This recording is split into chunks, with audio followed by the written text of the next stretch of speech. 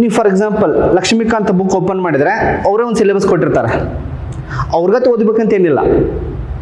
ಎಕ್ಸಾಮ್ನಾಗೆ fundamental rights ಮೇಲೆ maximum questions ಬರ್ತಾವೆ. ನನಗೆ ಕೆ ಎಕ್ಸಾಮಿಗೂ ಬಂದಿದೆ.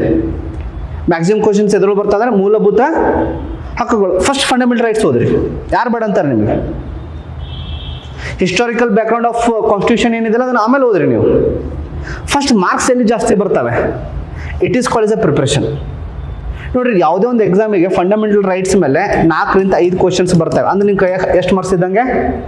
10 ಮಾರ್ಕ್ಸ್ ಇದ್ದಂಗೆ.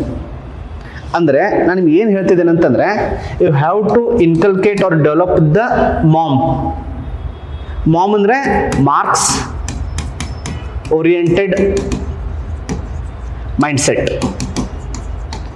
ಈಗ ನೀವೆಲ್ಲದಿರಿ ಕಾಮ್ನಾಗ ಅದಿರಿ, ನಾಲೆಜ್ ಓರಿಯೆಂಟೆಡ್ ಮೈಂಡ್ಸೆಟ್. ನೀವು ಎದಕ್ಕೆ ಬರ್ಬೇಕಂದ್ರೆ ಮಾರ್ಕ್ಸ್ ಓರಿಯೆಂಟೆಡ್ ಮೈಂಡ್ಸೆಟ್ಸ್. ನಮ್ಮ ಪೊಲಿಟಿಷಿಯನ್ಸ್ ಇರ್ತಾರೆ ನೋಡ್ರಿ, ಸಿದ್ದರಾಮಯ್ಯ ಅವರೆಲ್ಲ ಅದಾರಲ್ಲ, ನಿಮ್ಮ ಜೊತೆ ಓಟ್ ಬೇಕಂದ್ರೆ ಅಷ್ಟೇ ಮಾತಾಡ್ತಾರೆ ಅವ್ರು. ನಿಮ್ದು ಓಟ್ ಬೀಳಂದ್ರೆ ಮಾತಾಡೋಂಗಿಲ್ಲ ಅವ್ರು. ಒಟ್ಟೆ ಎಲೆಕ್ಷನ್ ಬಂದಾಗ ನೋಡ್ರಿ ನೀವು ಕಾಕ ಮಾಮ ಅಕ್ಕ ಅಂತೆಲ್ಲ ಬರ್ತಾರೆ. ಒಂದ್ಸತಿ ಎಲೆಕ್ಷನ್ ಸಿಗೋನಿಲ್ಲ ನಿಮ್ಗೆ ನೋಡ್ಲಿಕ್ಕೆ. ಪ್ರತಿಯೊಂದನ್ನು ಎದಕ್ಕೆ ಓಟ್ ಅಂತಾರೆ ಅಂತಂದ್ರೆ, because they want to be a leader, elect ಆಗಿ ರಿಪ್ರೆಸೆಂಟೇಟಿವ್ ಆಗ್ಬೇಕಂತಿರತ್ತೆ. ಬಟ್ ನಾವು ಕಾಂಪಿಟೇಟಿವ್ ಎಕ್ಸಾಮ್ ಓದೋರು ನಾವು ಮಿಸ್ಟೇಕ್ ಏನು ಮಾಡಿಬಿಡ್ತೇವೆ ಅಂತಂದ್ರೆ, ನಮ್ಗೆ ಸೆಲೆಕ್ಷನ್ ಆಗಬೇಕಾಗಿರೋದೇನೋ ಮಾರ್ಕ್ಸ್, ಬಟ್ ನಾವು ಇದಕ್ಕೆ ಇಂಪಾರ್ಟೆನ್ಸ್ ಕೊಡ್ತೇವೆ ನಾಲೆಜ್.